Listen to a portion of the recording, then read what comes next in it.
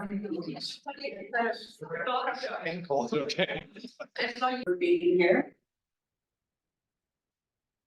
My name is Maria and I am a member of the phone board.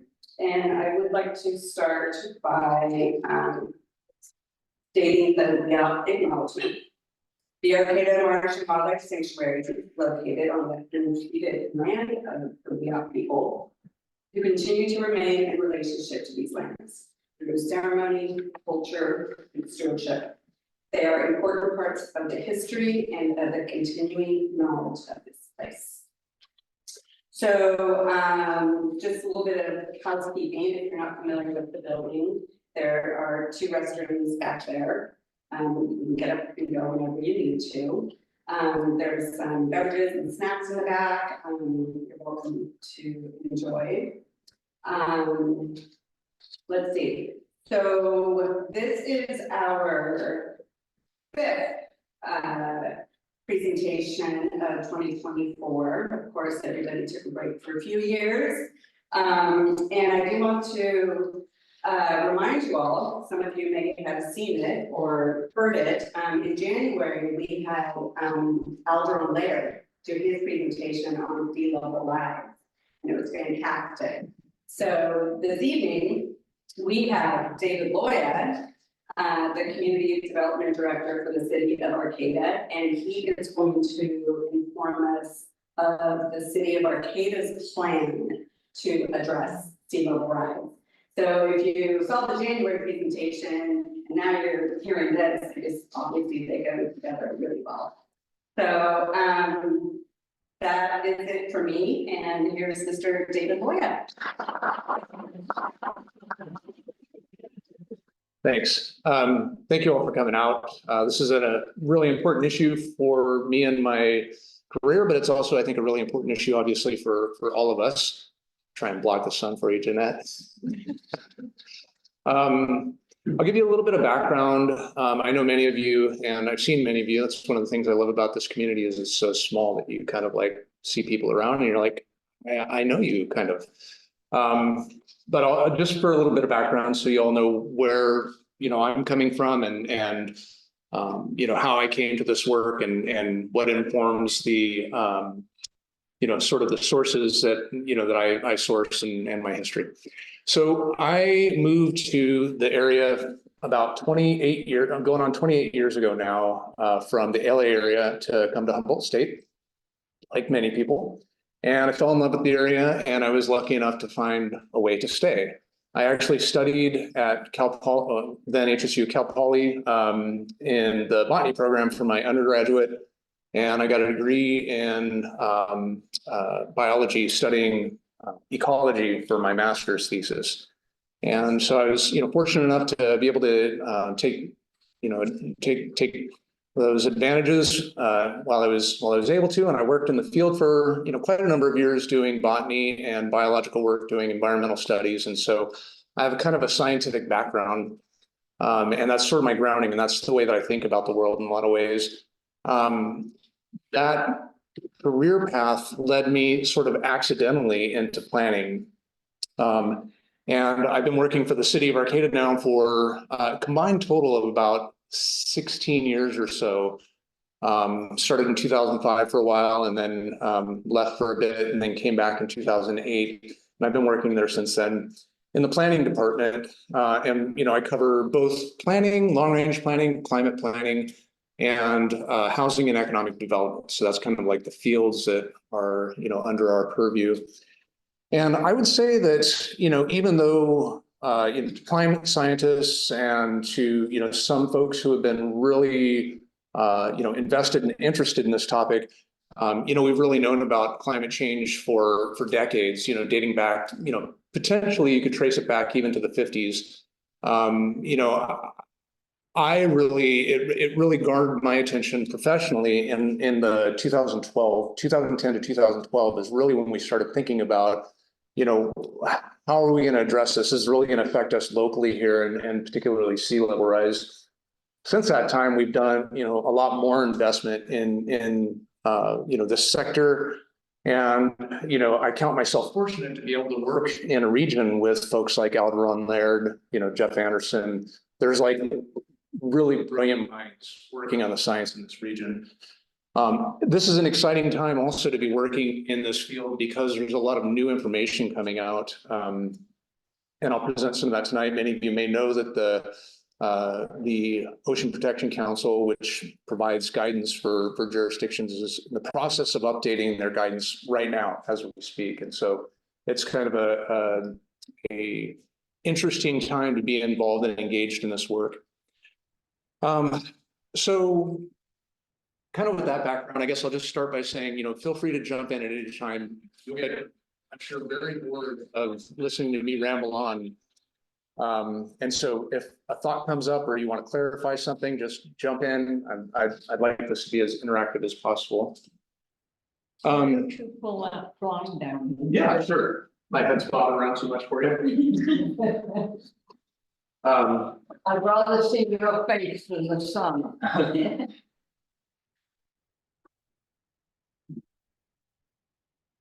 Here, let me get that. This one's idiot proof.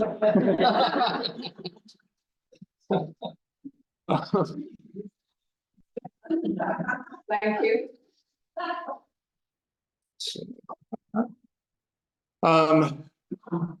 So yeah, jump in anytime you like to ask questions or even if you have a point that you'd like to make, I'd love to hear from you as well.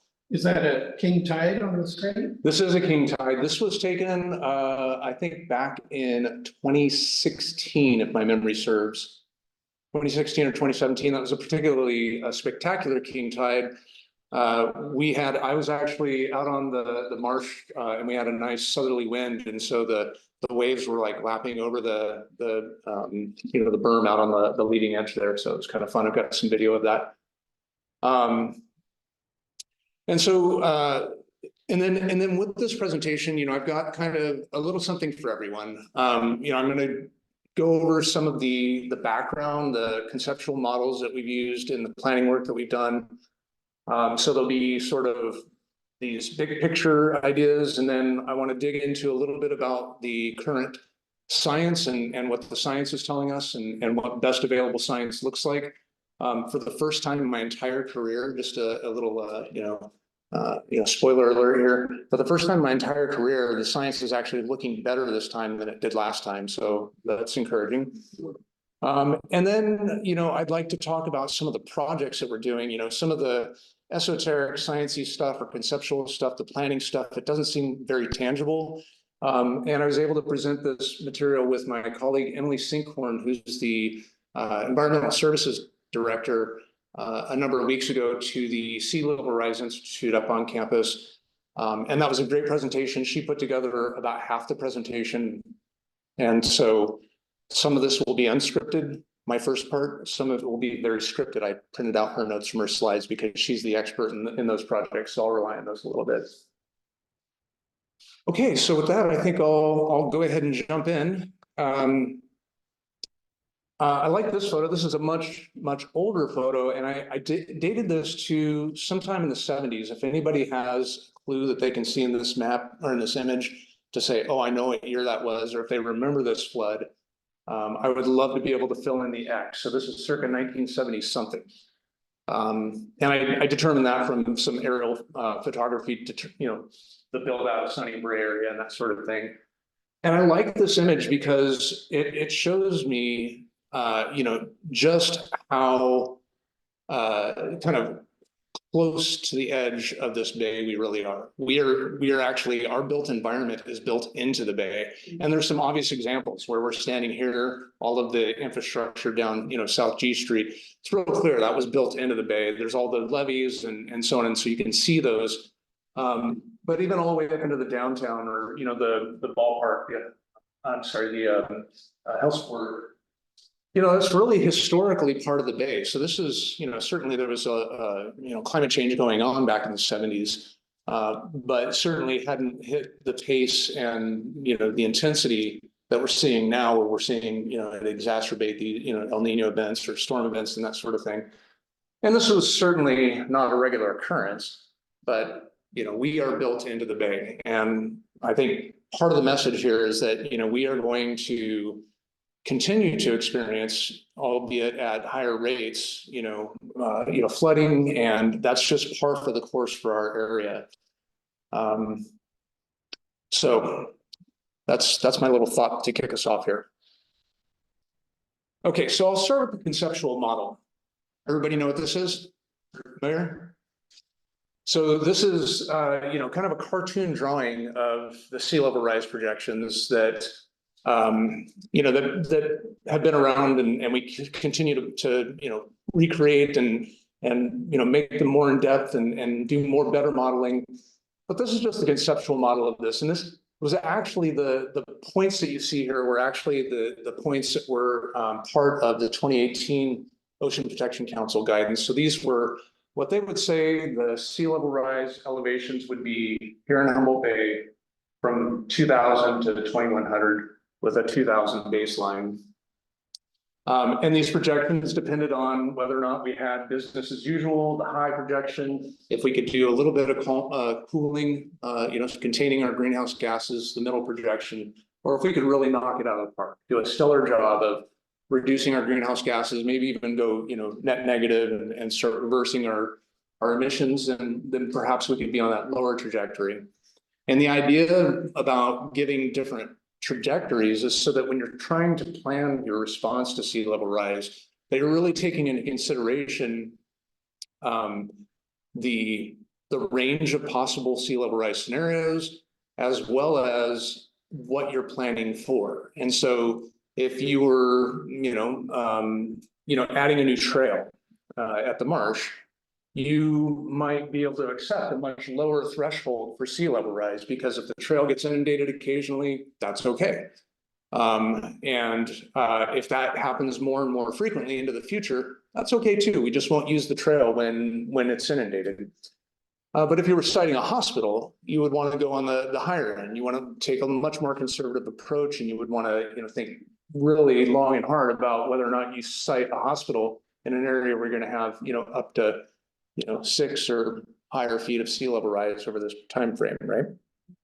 So that was kind of the thinking behind having these different scenarios, and the planning for these. And I'll get into this in a little bit more in depth. But the planning for these data points was really just building in, hard numbers on climate.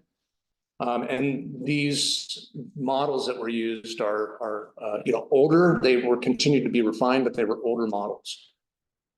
So conceptually, what we did when we were thinking about this, because most people are interested in a given year, what is the sea level rise going to be? Is it going to be 3 feet? Is it going to be 10 feet? Because that really impacts what you do, at year 2050, right? And that was all of the conversation. That's the whole conversation that we were having at the time. And there was something conceptually that, as we were working with the city of Arcata to try and plan for sea level rise, that just didn't feel right about saying, okay, at date X, it's going to be point Y. And that's it. That's all there is to it. In particular, because when you look at the background on these, there's a lot of probability associated with it. So we wanted to explore that. So one thing we said was, okay, well, let's give a little bit more time. Let's go way out to 2300 and extend these projections out to 2300. This is not scientific at all. I'm not trying to say that this is what these projections would be. I just took the curve function based on those 3 dots and said, run that out to 2300. And that gave me a chance to step back from this model a little bit and look at it. And what I started thinking about was, instead of saying, what is the elevation at time X, I started wondering, what is the range of times at elevation Y? And so we started, so we started thinking about, well, okay, we can potentially protect up to, let's say, 18 feet. Let's just say that's our arbitrary number. We're going to be able to protect 18 feet. Beyond that, we just can't envision a way to protect, this area. That would mean that sometime between, for that highest point in 2100, I've got a planner. For that point in 2100, it could be anywhere between 2100 and 2200. So I realize that, there's different probabilities and different, thresholds that you're looking at, but when you start thinking about it in that way, it kind of started opening up this next question that if I'm telling someone in 2012, they need to be worried about something that's going to happen in 2100, and it may in fact not even happen until 2200. That's a really hard ask if you're telling somebody that, you can't put that new bedroom on your house, or you can't, build a house potentially at all. So that was sort of the conceptual model that we used to start thinking about how do we expand the conversation that we're having right now that's really boxing us into these, really, what I felt like and what many of us felt like at the time were kind of short-sighted conclusions that, let's explore this a little bit. And we worked with, our partners at the Coastal Commission, had a lot of really challenging talks that started back in 2012. And I'm starting to see, these many years later, a lot of change in the way that we're approaching sea level rise. And so I feel like, Arcata, in part because of all the great minds that we have in this area, I feel like it was part of that change that we're starting to see statewide now. And I'll talk a little bit about that as we get into the talk. So this sort of led to, this conceptual model then led to, well, obviously, the higher you go, the more it's going to cost to protect. We're going to build a levee. We're going to put in a new, storm tide gauge. We're going to put in, storm baffles. We're going to, create a new marsh, and enhanced marsh to try and dissipate the, wave energy and that sort of thing. And so we started thinking, okay, well, obviously, we're not just going to be able to endlessly protect. At some point, we've got to retreat. But just like that beginning slide where we're already dealing with, with flooding, occasional flooding, and if it happens once in a great while, you throw out some sandbags. If it's happening more frequently, maybe you put in some infrastructure to manage those storm waters. And then at some point, it's just going to be too costly, and you need to have a plan for retreat, right? And that's what really led us to this concept of like, well, okay, where are we at right now? We don't know. How much would it cost to, protect certain areas?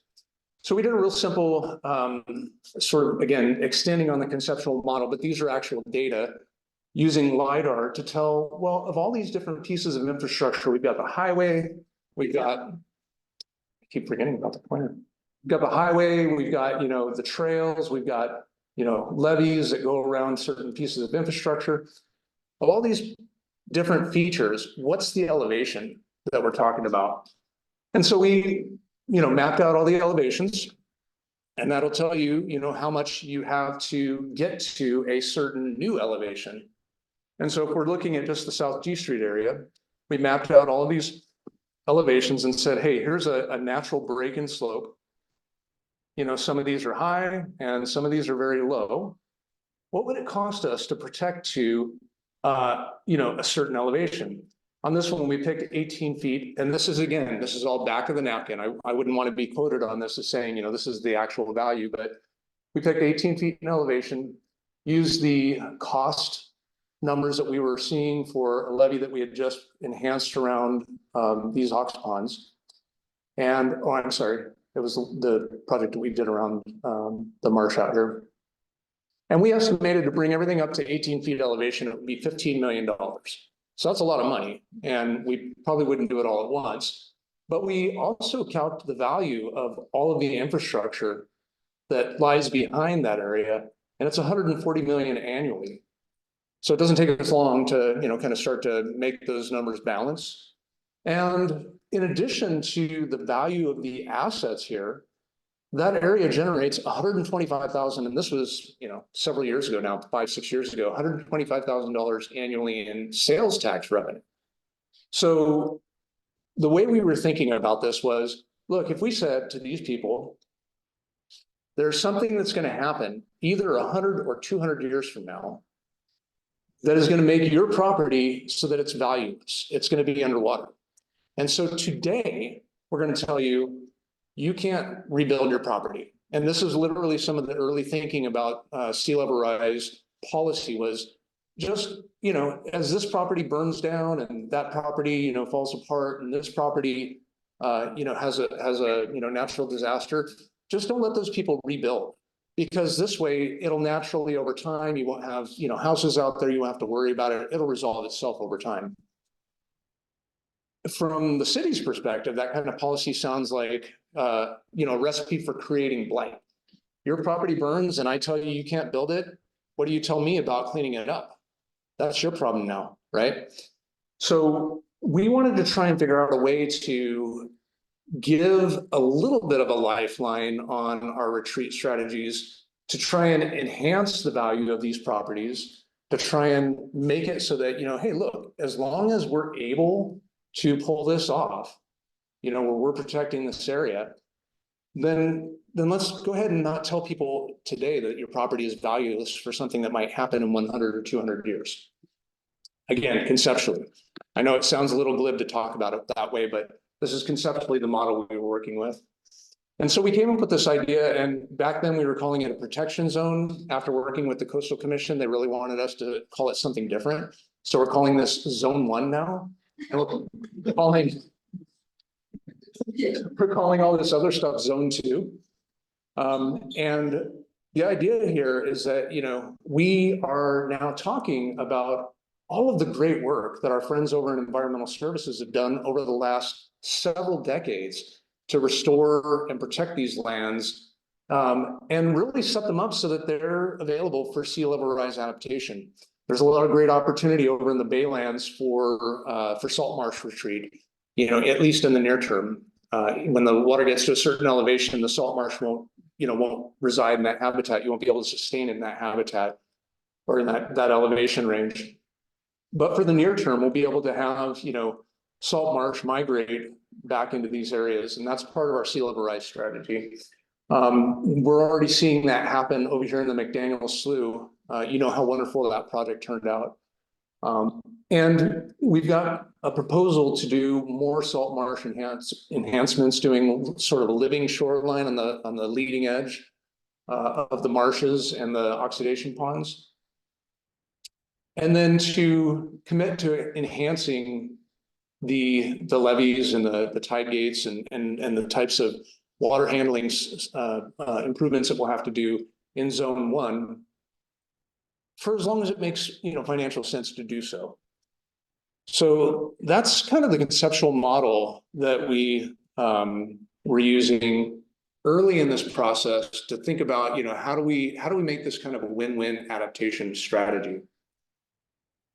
So I want to transition a little bit and talk about the current science. So if you like really confusing slides with lots of numbers and charts that are almost impossible to understand in the course of a PowerPoint presentation, this section's for you. Yeah. Question on that slide, how high does the protection zone dike need to go to get to that 18 feet? Or is it there? It's not there at all. And I honestly, in my heart of hearts, I think that we're probably not going to get to 18 feet elevation protection out here. Right now, much of the infrastructure is in the range of like 10 to 12 feet. 12 feet gives us, a 2-foot buffer on a 10-foot max tide. Right now, our king tides are, about 10 feet, the really big king tides. So, that buys us some time. I think, getting to 12 feet in this area would be relatively easy and doable over the time that it's going to take for, for the sea level to rise to that point. I know somebody out there in the audience is thinking about, well, what about downstream? What about groundwater? All of those other things. There's other elements that we'd have to work into this plan, and we would have to manage all of that water as well. But just the levee side of protecting this, I think it's easy to get to 12 feet. It's probably likely within our feasibility to get to 14 feet. I really have no idea what it looks like beyond that. Yeah. And I think that things are going to change. And we're going to talk a little bit about this towards the latter part of the talk, but things are going to change over time that are in unpredictable ways. And so we need to be flexible in our approach to adaptation. We can't just set a flag in the sand right now and say this is our adaptation strategy. We need to build out something that's more flexible and relies on the data that we're actually seeing on the ground in real time. Where's the funding gonna come from to shore up the levees? That's a really good question, and I don't have an answer for it long term. We do secure grants, so right now we're getting a grant to do a project, the wastewater treatment plant project, which is about $60 million. Some of that money is for improving the levees in certain parts. So, you know, we would continually seek grant funding. Certainly, if sea level rise, you know, starts, you know, the pace of sea level rise increases rapidly, so many jurisdictions are going to be fighting for the same monies. I don't expect that to be a viable source. But if it progresses more, you know, steadily and slowly, then I think we'll be able to respond with grant sources, some of which may not even be directly for sea level rise, but for other projects. Like this is all about our wastewater treatment plant. I think the private sector has some funds to contribute. You know, the sea level rise affects us all.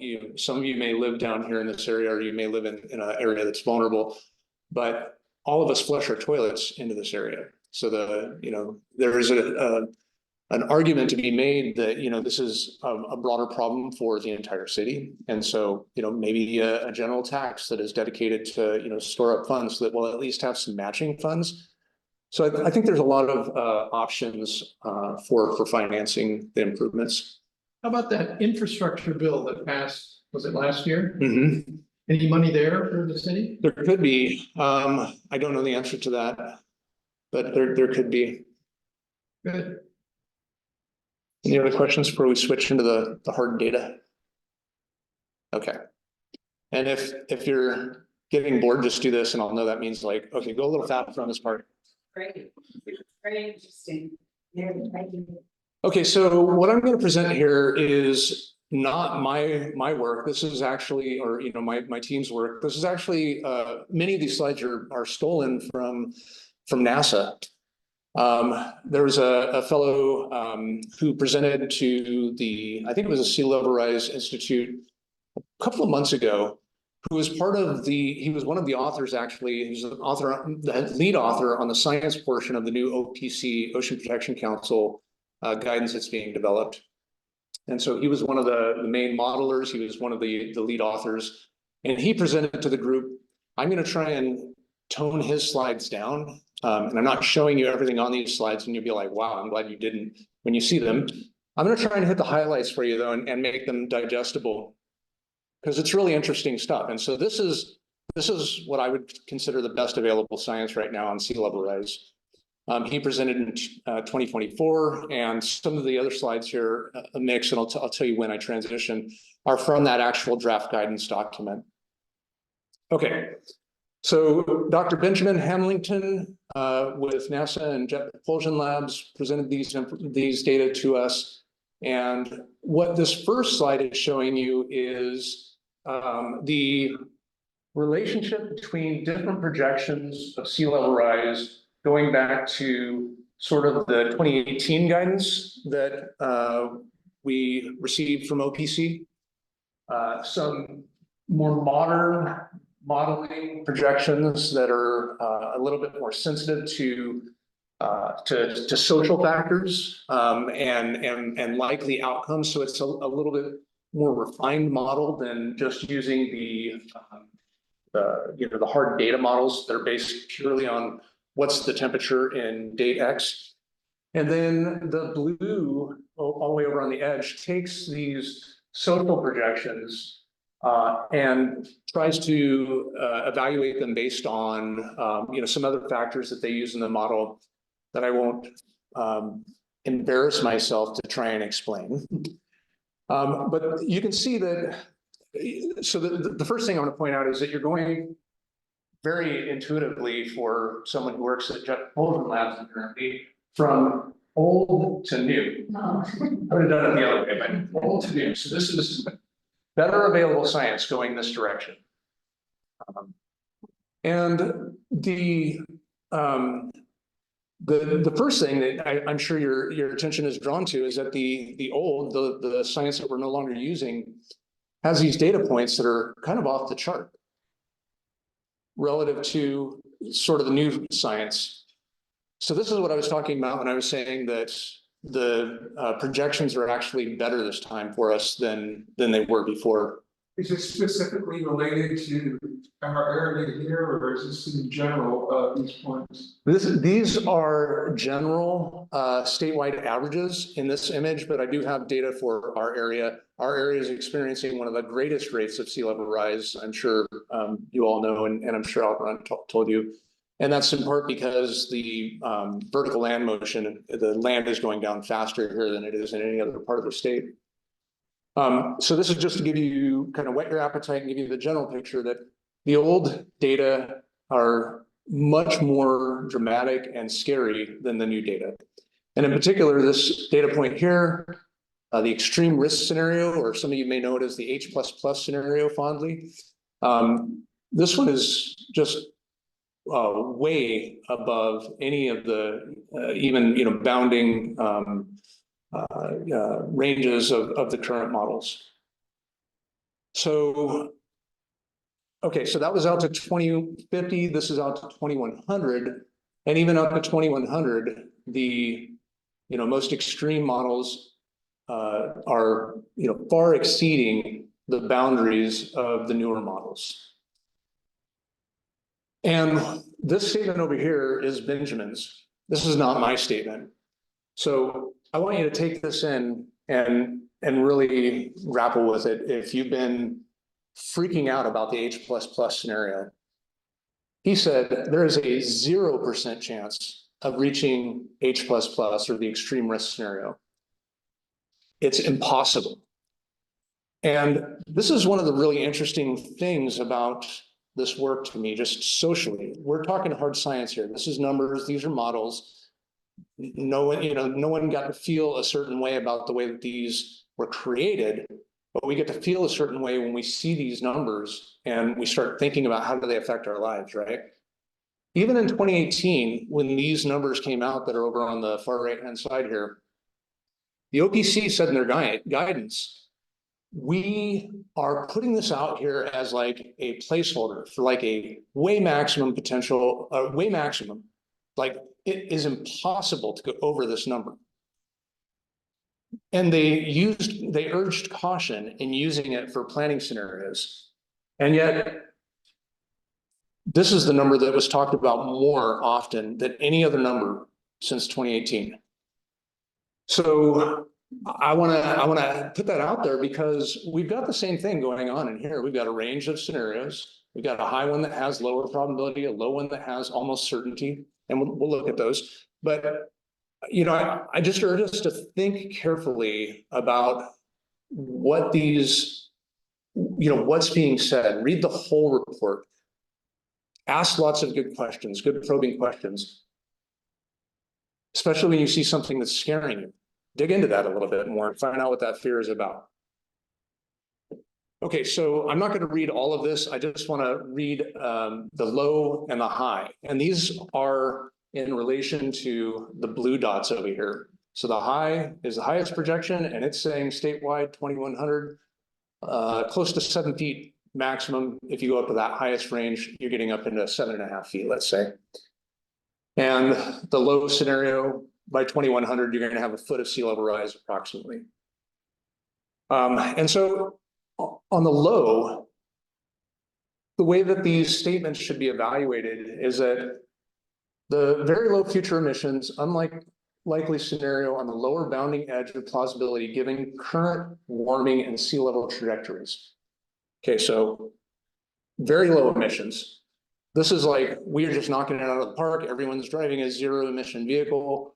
Tomorrow we find a way to capture carbon, we reduce our impact, right? Very unlikely to happen because it's an impossible scenario that we would reduce our greenhouse gases by that much. So just like I was talking about the high scenario, if you have anybody trying to fleece you by saying, hey, don't worry about it, it's only a foot of sea level rise, also view that with a heavy dose of skepticism. Equally on the high range, high future emissions and high warming, which we can all, imagine a scenario where that would happen, with large potential contributions from rapid ice sheet loss processes, upper end of likely range provides an upper end of plausible range in 2150, given the reliance on sea level rise contributions for processes in which there is currently low confidence in their understanding and the departure from the AR6 range. This scenario is very unlikely in 2100. So I know some of this gobbledygook that happened in here, we all got lost on that. But the important things to understand here is that, again, with the high scenario, what they're trying to do with this guidance is set what the H++ scenario was supposed to set before. This maximum, just almost unbelievable high range that we don't think we're going to hit at this point, but given maximum scenarios, we're putting this as a placeholder for what that looks like. And I want to dig into this in a little bit of detail because it's important to understand the probability. Probability, we all kind of like glaze over when people start talking about that. But I'm going to attempt to make this, a little bit simpler by putting up this slide with all these numbers on it. So what this slide is telling you is the surface temperature, and it's saying, okay, well, what if we go to 1.5%? 1.5 degrees Celsius. Well, we already know we've blown past that. This is where those low values are highly improbable because they're just not going to happen. They already didn't happen. 2 degrees Celsius, 3 degrees, so greater temperature along this axis here. We're not going to look at these for a minute, just ignore them. But if you look at those, and this is evaluating the scenarios. So here's the low scenario. Here's the high scenario.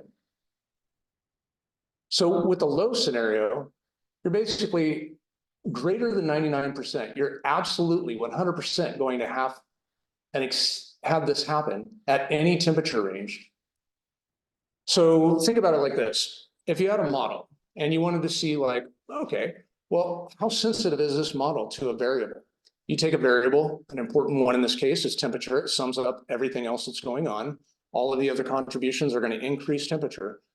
So we're going to take our variable temperature and we're going to say, let's dial it up, let's dial it down and see what happens to the model. This low probability model that is unlikely to occur isn't sensitive. In all of those different scenarios, even ones we know aren't going to happen, 1.5 degrees Celsius, in all instances, you're going to exceed the ranges that are projected from that probability. So looking at the high probability, this is the exact opposite. High probability has a less than 1% chance of exceeding the projections projected by the high probability model, regardless with what you do with the temperature. You can dial this up to 10 degrees Celsius increase, and it's not going to change. So what does that tell you in terms of the effect or the projections that this model is giving you? To me, it says that it's completely insensitive to the variables that are going into the atmosphere that are creating the effect that we're worried about.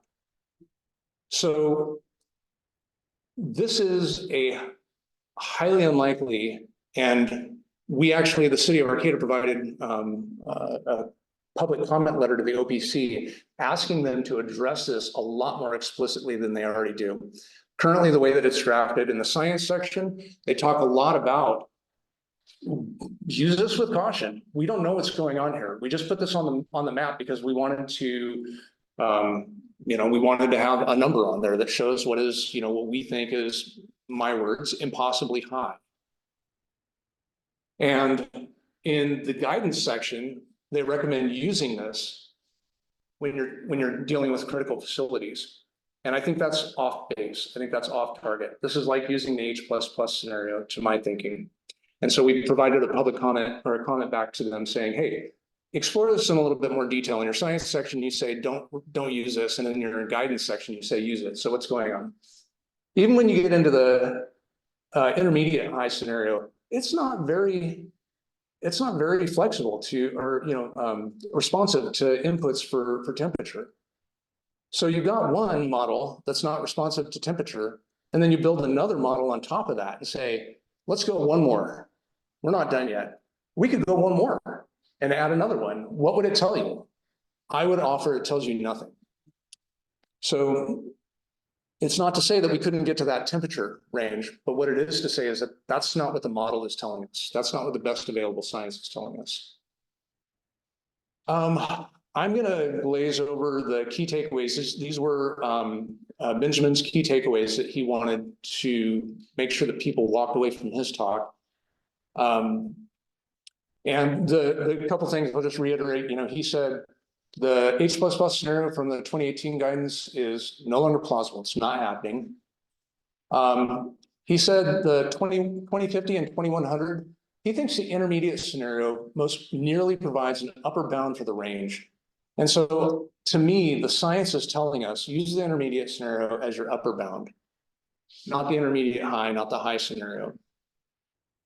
And then after 2100, the intermediate high, and high scenarios spans the range of possible sea level rise and should be considered if these low confidence processes, if we do have the ice sheets melt, that's the range that you'll start seeing if we get to that point.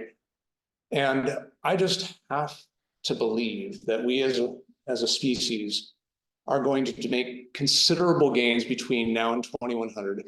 I think that it's going to get worse before it gets better, but these, projections that, of the worst case scenario, the sky is falling, these kinds of things.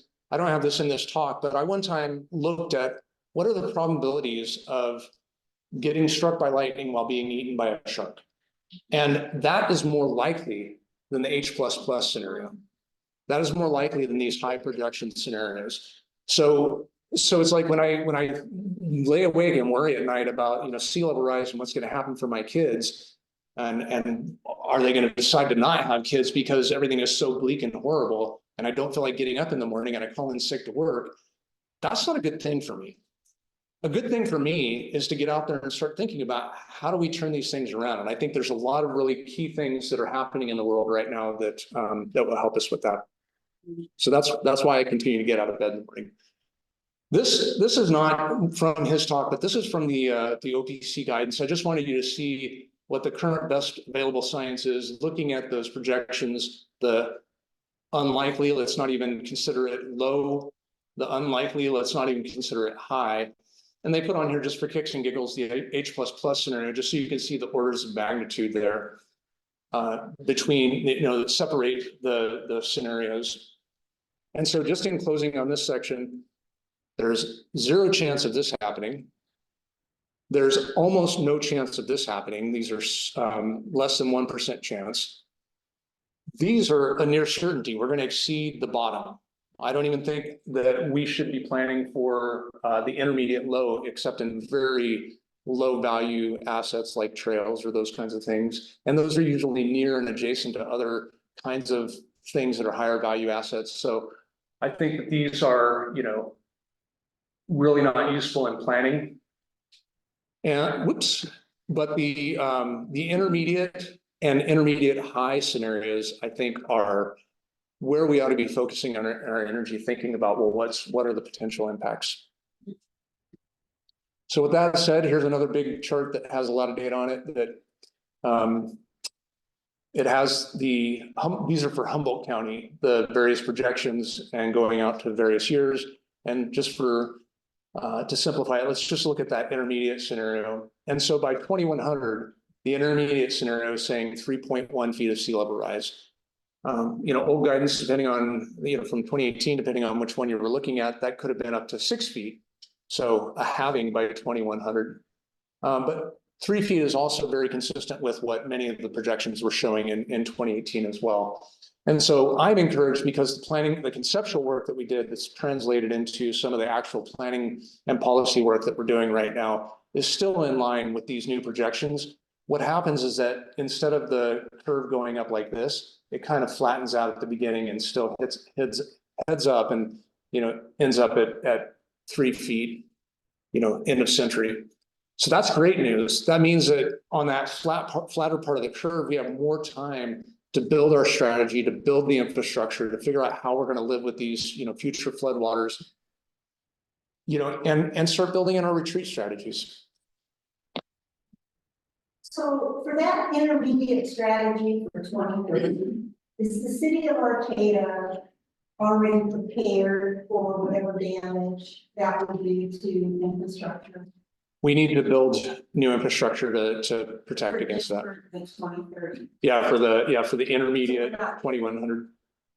But what we do have, I mean, this is really encouraging to me. I mean, we were looking, basically 1 foot of sea level rise by 2060. That means the treatment plant that we're putting $60 million into right now, absolutely within its, service life. And our staff are great. They do a great job of making, repair and maintenance and keeping equipment going for longer than its planned service life. But certainly within the planned service lifetime, we're going to be able to protect that plant, given these scenarios. And David, I think part of her question was also specifically about preparation for 2030. Yeah. That nearly half Which foot is rise is the city preparing for whatever infrastructure destruction from the sea level rise? Is there a plan for that? I'm sorry, for 2030? 2030, yeah. Oh, yeah. I would say for 2030, we almost don't have to do anything. This is like sandbagging. Yeah, and you can see, I mean, we're 0.3 to 0.5, even if we went to the high scenario. Okay.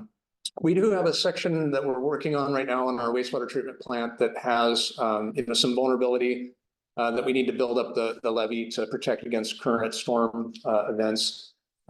And I'm not saying that, with sandbagging, what I mean is that you will see localized flooding if we have that much sea level rise in the king tide, for example, that much sea level rise, king tide, and maybe a 100-year storm event. So we've got water coming down. You'll see localized flooding, but it'll be periodic and incidental, and it won't, make our current land uses so that you can't, continue them. Okay, so transitioning now out of all that hard data stuff into what we've done with that information. So we've been, working with a lot of public outreach, especially since 2014, to bring awareness to king tides, to bring awareness to sea level rise, to get feedback on our local coastal program, which is where our sea level rise guidance will be housed. And we continue this work. We're actually, my hope is that by the end of this year, we'll be able to submit for our local coastal program update to the Coastal Commission.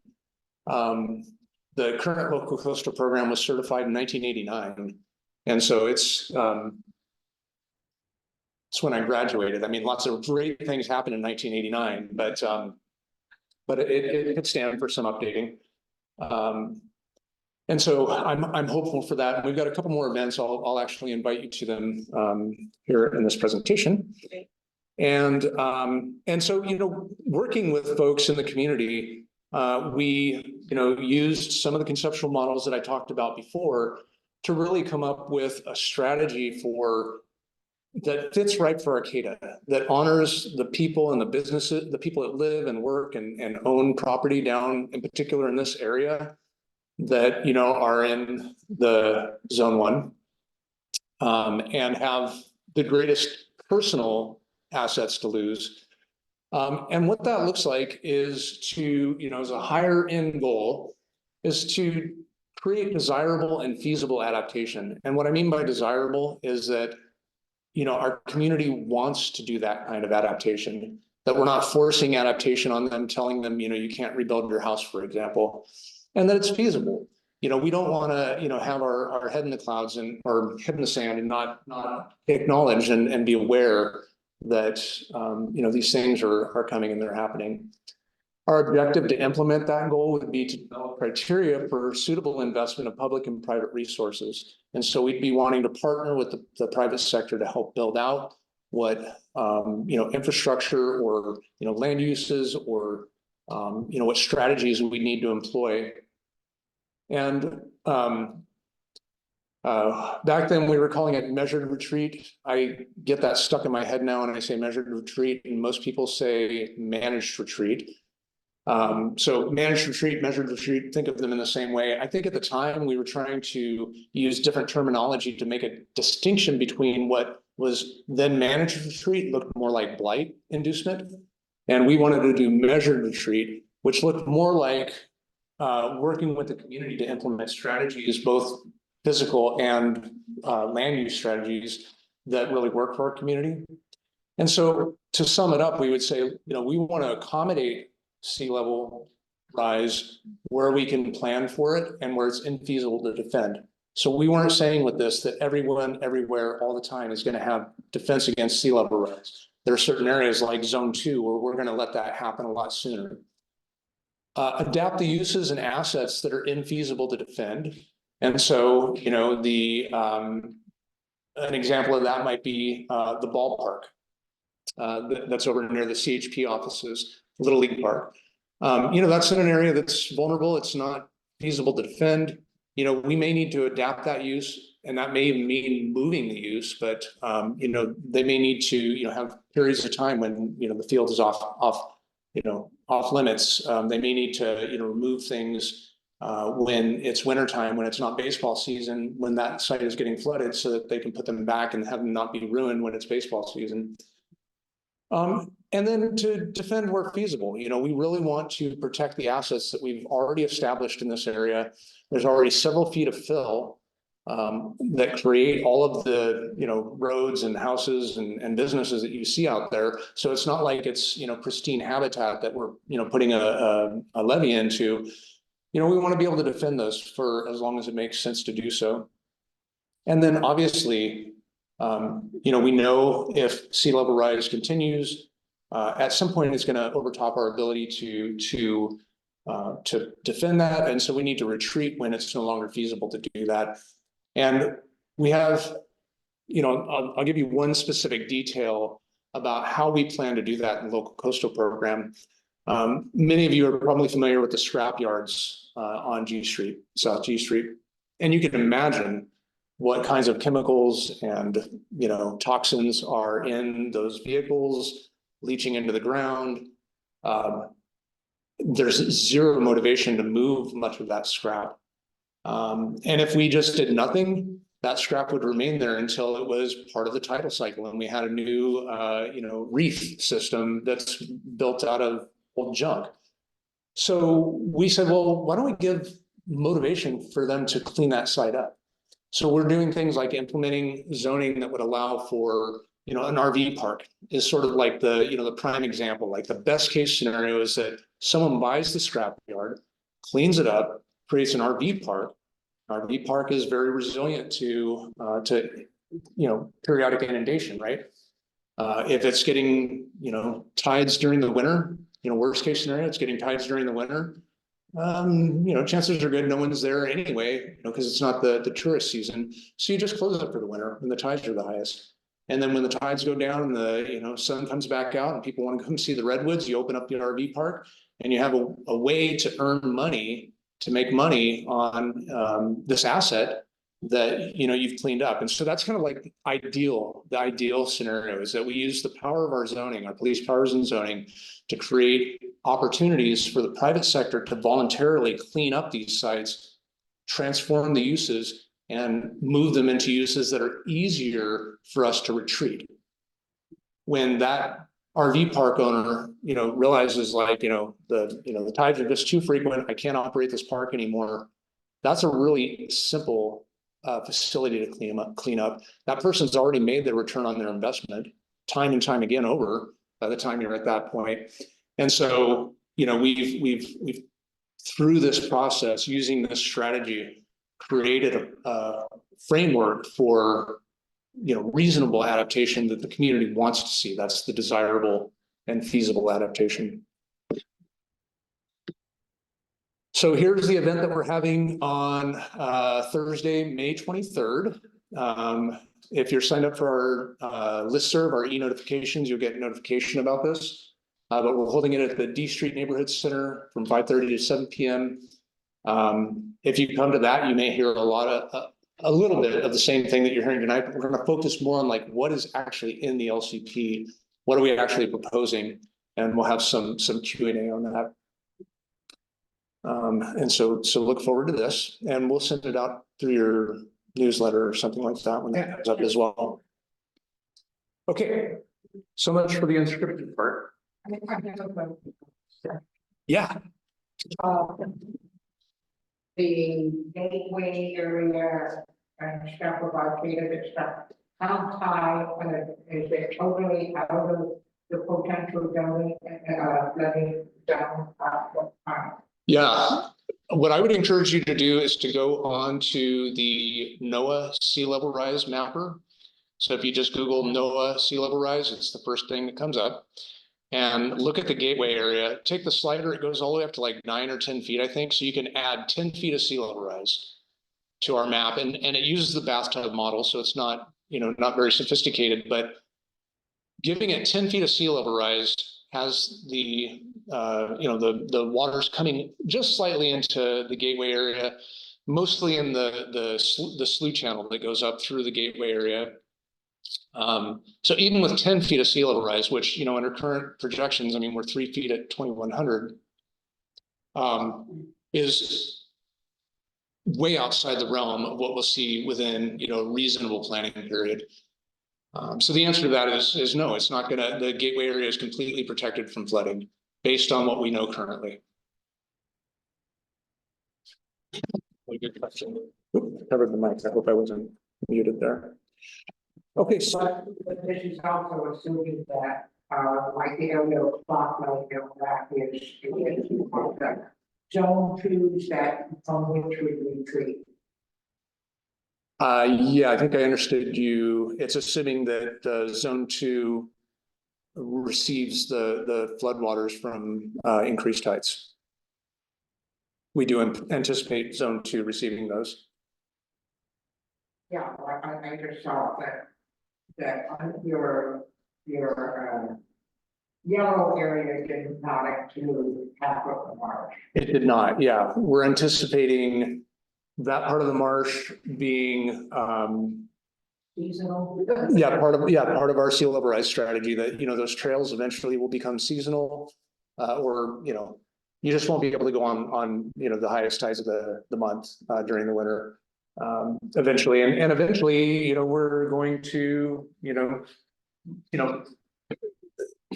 this is all a little bit hypothetical, but eventually, that part of the ox pond could become a living shoreline to, buy a little bit more time for the wastewater treatment plant, for example. But isn't the Marsh itself part of the wastewater treatment? It is, and that would mean taking the ox ponds offline. So we'd have to have more of a traditional system where we have, human-built oxidation ditches.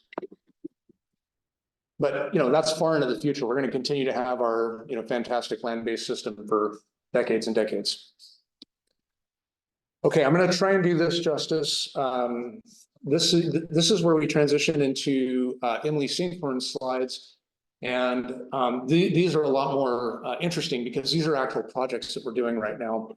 And so you'll forgive me for reading from her slides. Move things around just a little bit here.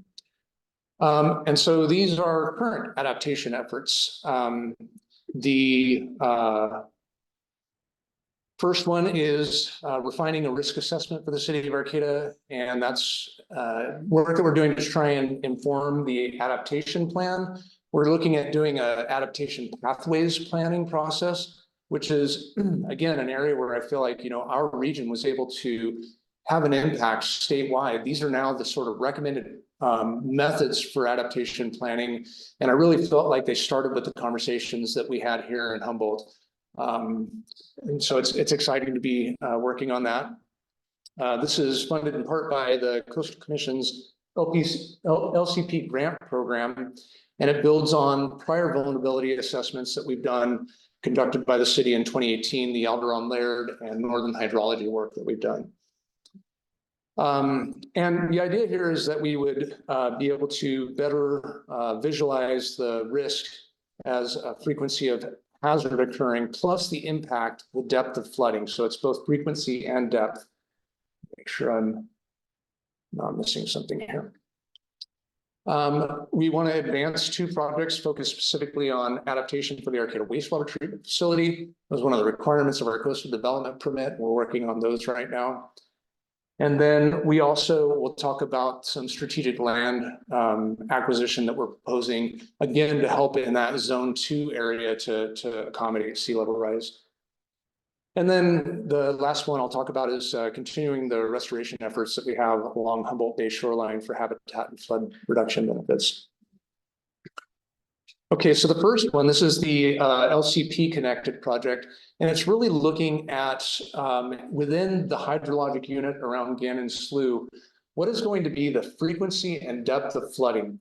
We have these bathtub models that just show like, okay, everything's going to be flooded, and that looks scary, but it's like, is it flooded once a year? Is it flooded like every day of the year? What does this actually mean?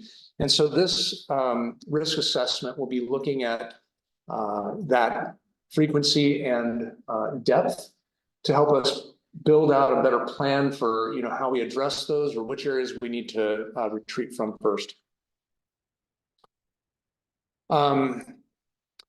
We're in the middle of this effort, and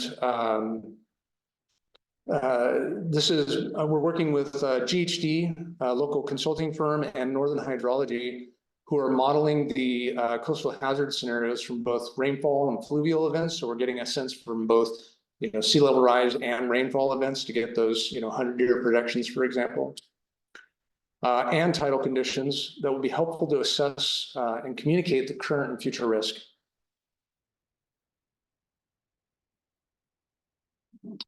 Our next steps here are to assess and visualize the potential impacts to transportation, wastewater, and sewer infrastructure under each of these different scenarios.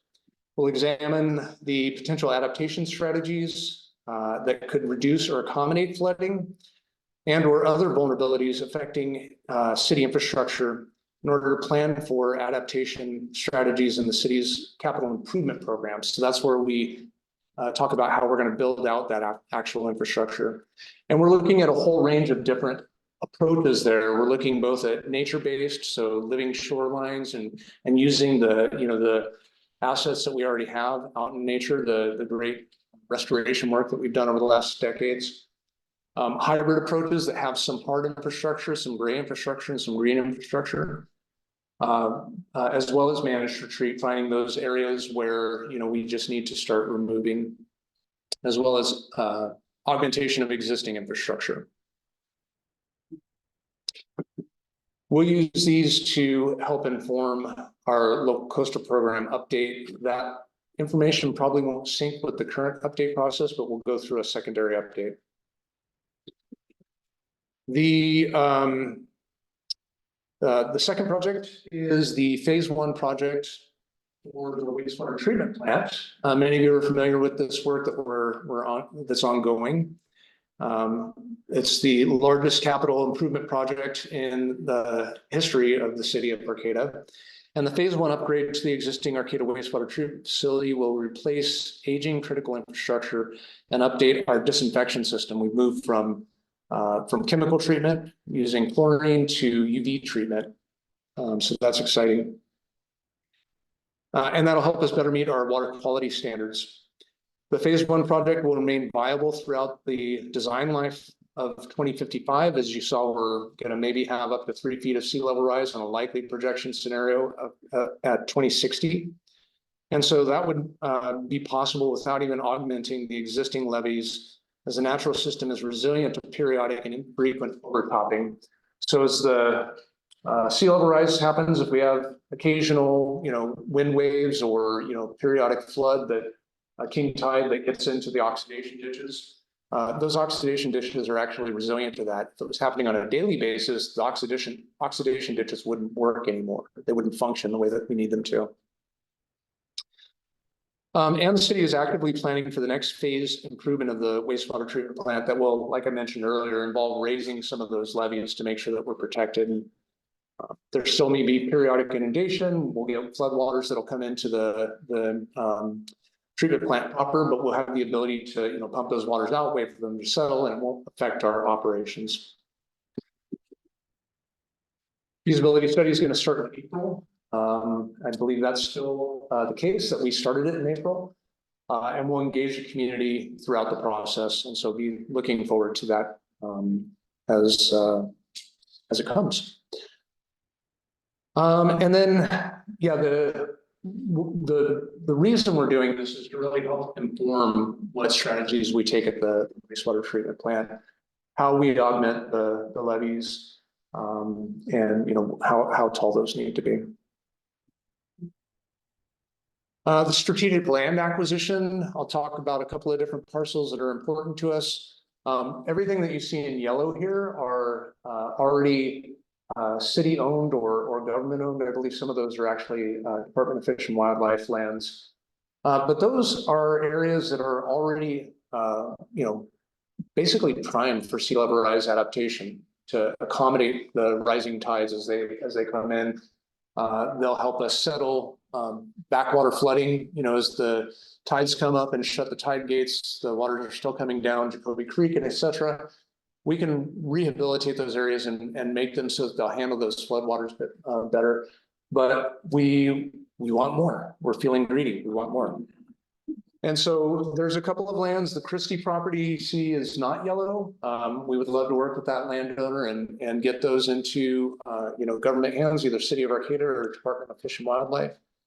And then we have, I think I'm talking over slides. Yep, I am. Sorry, I'm jumping ahead. We have also a small acquisition that we're doing with the parcel that Cal Poly owns. And that will help us as well to be able to expand out some of the Marsh infrastructure back there. Is that the little black square area? Yeah, the little black square. And where is that? So, yeah, this is Samoa Boulevard. Okay. Samoa Boulevard, and this is the old industrial electric building where the CR Cal Poly nursing facility is going to go. And if you walk out to the end of the McDaniel Slough trail, you get to that area where it's like there's a fence and there's a bridge, and it looks like you shouldn't go that way, but some of you obviously do. You don't have to raise your hand. And then that trail leads all the way out to here. So that's that connection point. This will connect eventually. We'll have public access here, and this will connect to McDaniel Slough. And it'll be a really nice, approximately 1.5 mile loop you can do from where the Samoa crossing is over here around McDaniel Slough and back. And then the other one, so just noting the McDaniel Slough project, which has been, since 2013, but I think it's a really neat kind of real life experiment. And what happens if really all we do is reintroduce the tide water. There's a lot of really great salt marsh happening out there. There's our Alice clover is growing out there. I mean, it's really neat. I don't have to convince you of that. I don't know why I'm going on and on, but we'd like to do that in these areas where we're acquiring these new properties, is to make them available for floodwaters. And then I think this is the last one that I wanted to talk about. And this is a project that we would be expanded. We recently completed. And these are restoration projects within Jacoby Creek and Gans wildlife area. Here's an image on the right of restoration that we did in this area here, and that was in the same watershed as a restoration we did previously. And there are several more of these planned. As many of you know, the Jacoby Creek has a lot of flooding issues. There are some real pinch points. And the floodwaters, back into those pinch points and then flood over Jacoby Creek. They flood upstream neighbors. And so these efforts are in part to create larger basins downstream and to put a little bit more velocity into the system to try and, push out the sediments. Right now with the really flat cow fields and the, more or less linear features for conveying the water, you wind up getting a lot of sedimentation, and they just lay out, and that just adds to the flooding problems. And so we've got a lot of these kinds of things planned for for this area. I'm not doing near as good a job as Emily would be doing right now. You're doing great. Thank you. This project is in part trying to address floodwaters, but it's also trying to address the anadromous fish habitat. And we've got a feasibility study that we're going to do out here. Let me see if I can jump to this section. Something like this, so I can. Yeah, so we've completed numerous restoration projects in the last 20 years, including installation of more functional fish-friendly tide gates, construction of wetlands, naturalizing of stream segments, and enhancing floodplain connectivity, including with the South Jacoby Creek project completed in 2019. So that was the one I just talked about. And we plan to continue partnerships for further restoration for multiple benefits. And one of those collaborations in which the city has been a project partner is a feasibility study. This is led by the Jacoby Creek Land Trust and the county and funded by the Coastal Conservancy. Let's see if there's a follow on that. And the goal is to restore tidal and fluvial processes in the Jacoby Creek that promote recovery of habitat and native species while reducing flood impacts to private property. The Land Trust and its consultants have extensively engaged the property owners in the Jacoby Creek watershed. And we'll be doing an alternatives analysis as part of this feasibility study that yields to identify which yields the largest benefits that would arise from reintroducing further tidal exchange into the lower Jacoby Creek system on the city's Jacoby Creek Gannon Slough wildlife area as a way to lower the profile of Jacoby Creek and increase its flow conveyance. So these are the alternatives that the consultant is having us look at right now. Everything from, floodplain swales, reintroducing tidal exchange within the baylands, lowering stream banks to reconnect those tidal cells, and deepen and enlarge Jacoby Creek. So all of those are potential outcomes of this feasibility study.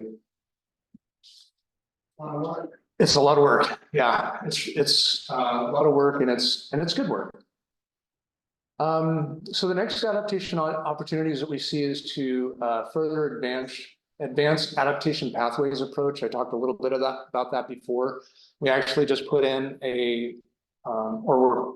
just got approval tonight at the city council meeting that I'm not at to apply for Office of Planning Research adaptation funding up to $600,000 to create basically a Arcata Bay-wide adaptation pathways approach. This pathways approach is that more flexible and nuanced approach to adaptation that looks for real-time data and how things are changing, how the projections are changing, how things are changing on the ground, to be able to set parameters for when you take certain actions, when those triggers are for taking certain actions. And so we're really excited about that project. If we don't get the OPR grant, it's going to be a much slimmer project to start, but we're going to start working on these to ensure that we're continually improving our adaptation policy and planning. We're also going to look to refine the hydrologic and hydraulic models of various Humboldt Bay tributaries. Another part of the work that we're hoping to do with the adaptation planning grant is kind of what you saw on the Gannon Slough area with this modeling of duration and depth, and really trying to get a better understanding of what's going on in the watershed. We want to be able to do that for all of the watersheds in Arcata, and really set a model for how to do this bay-wide. So that's kind of our objective with that OPR grant. And I believe that is my talk. I'll leave this up so that you can reach out to Emily if you have questions about her presentation that I butchered. Don't tell her. Or me if you have other questions about the planning, or if you want to have more information about the engagements that we'll be doing soon. Yeah. I wanted to bring up something that I saw two shows, separate shows And this was, I don't know, it's been maybe a year ago now, on PBS News.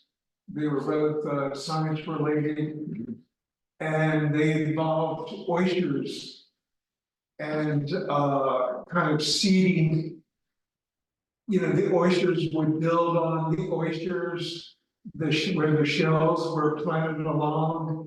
And I know it sounds counterintuitive because you think that oysters need to be under the water, but for somehow they were able to reclaim and you know, lower the sea rise in certain areas because of the oysters where they were getting feedback.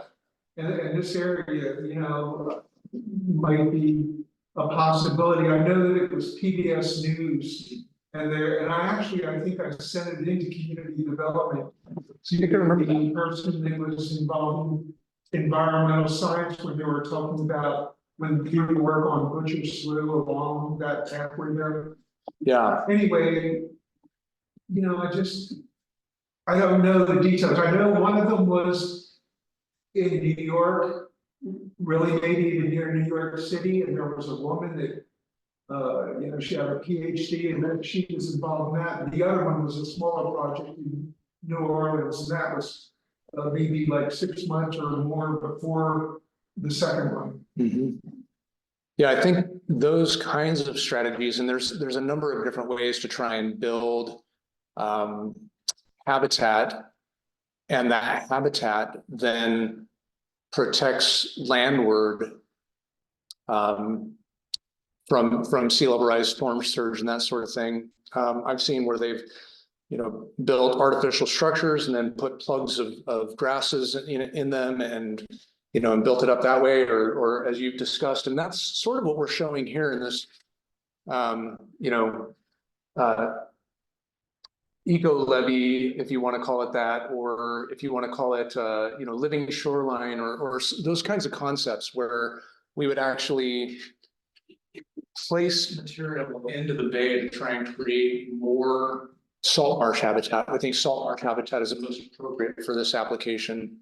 And it could, you know, the salt marsh habitat could be built on the back of, you know, old or oyster shells as sort of a substrate to anchor the, you know, the soil that we'll need to build that salt marsh. So yeah, that's a really good point.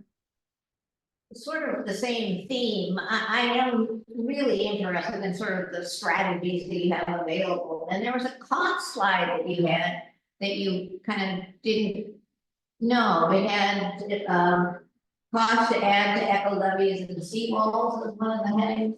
Okay. Anyway, you started to talk about it, and then it had 4 or 5 options that you could do. It was anyway. It's not a big thing, but what I'm interested in is what kinds of strategies are available to do the coastal resiliency and adapt. And I didn't know what eco levees were when that slide came up. I'm like, well, what's an eco levee? I think this was the slide. Yeah, that was it. Yeah. So the an eco levee is basically a levee that has an ecotone associated with it. So an ecotone is a transition between one ecological habitat and another ecological habitat. And so instead of having, for instance, a seawall, if you have a seawall and the water is bumping into the seawall, there's no way to have habitat there. If you had, you know, a physical structure like, let's say, a seawall or a levee, and then you built a long trailing structure, you know, that has soil and plants and et cetera, then you could build out that whole ecotone from mudflat to salt marsh to upper marsh to, you know, upland habitat. And I can envision building that out on both sides of, you know, this protection zone, zone 1, where, you know, we have a lot of area on the backside in particular. Well, if we don't focus on the backside, as soon as the water gets around into those fields and starts raising up, we're going to be in trouble, right? So I can see really broad ecotones happening out on the backside. There'll be other areas like where we are right now. It's kind of hard to imagine getting too much of an ecotone if we had to raise this up too much. I mean, I think we, still need to be creative, but, so that's why, we still accept that we may have other harder structures, seawalls or levees that could be a little bit more steep. And just accept that, we're gonna lose some habitat in certain areas in order to maintain, what we have down here on South G Street potentially in the future. When do you expect to start improving the drainage of Jacoby? I would say that we already have started in the restoration projects that we've done. I think it's gonna take a lot more work to see a measurable impact in those restoration projects. And I think there's also some work that probably needs to be done on on the crossing, Jacoby Creek crossing, as well as upstream. I'm probably not the best person to address that. I would say reach out to Emily Sinkhorn. She'll be a lot more plugged into that. That's a good question. Arcata is my hometown. I've been living in that part since 1969. Okay. And up until recently, it's never flooded. Oh, interesting. It does now, not even close. Yeah. And our fields, our land is land behind Jacoby Range. Yeah. Like Range. And that land isn't even flooded like it used to be. Okay. But the road is blocked and flooded, and the houses there are flooded. Yeah. Definitely reach out to Emily, because she can get you plugged into. Yeah. Might be improved because it's disaster right now. Yeah. Yes. So much longer into the spring than it used to. It used to be just concentrated like January, February. Yeah. Now it goes like, March sometimes. Yeah. Anyway, that's what I would. How much does it complicate things that the city kind of ends over there and then you gotta go to the county? Yeah, we are collaborating with the county on that project in particular, the feasibility study. It's led by the Jacoby Creek Land Trust, and they're funded with the county to do that work. And we are involved in in collaborations, both formal ones and informal collaborations throughout the region with people working on these issues. And so all of these issues cross jurisdictional borders. So, we have to work together. Our speaker next month, as it turns out, is Dave Couch, going to talk about oysters. Fantastic. And recently, I watched a presentation by the Harbor District on the new facility they were talking about for constructing wind turbines. Mhm. And they're gonna raise that sucker some 13 feet over its present levels. Yeah. I understand here, it's gonna be more incremental. You're not looking at 13 feet around the marsh. No. What do you expect to get out of phase 2 here for construction? Phase 2 of the Marsh project. Yeah, Phase 2 of the Marsh project, again, Emily would be best to speak on this, but my understanding that phase 2 involves some of the levies, increasing the levies, and I think we're trying to raise those to 12 or 14. I'm not sure what the height is. And then there's also we're monitoring the current water quality that is coming out of the treatment now to help us understand how big of an oxidation ditch do we need. It was conceptually designed so that we could have 2 fairly large oxidation dishes, which is probably way more than we actually need. But it shows that the site could accommodate any population growth that we would see, any increase in wastewater production, for the next 100 years. So that site is able to do that. We likely won't need that. And we don't want to overbuy. You don't want to buy a bigger oxidation ditch than you're going to, use.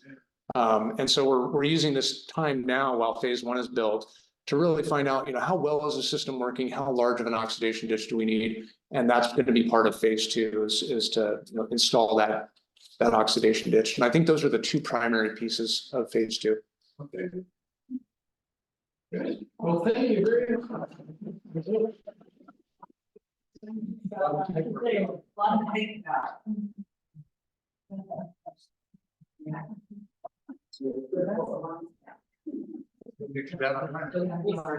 Yeah.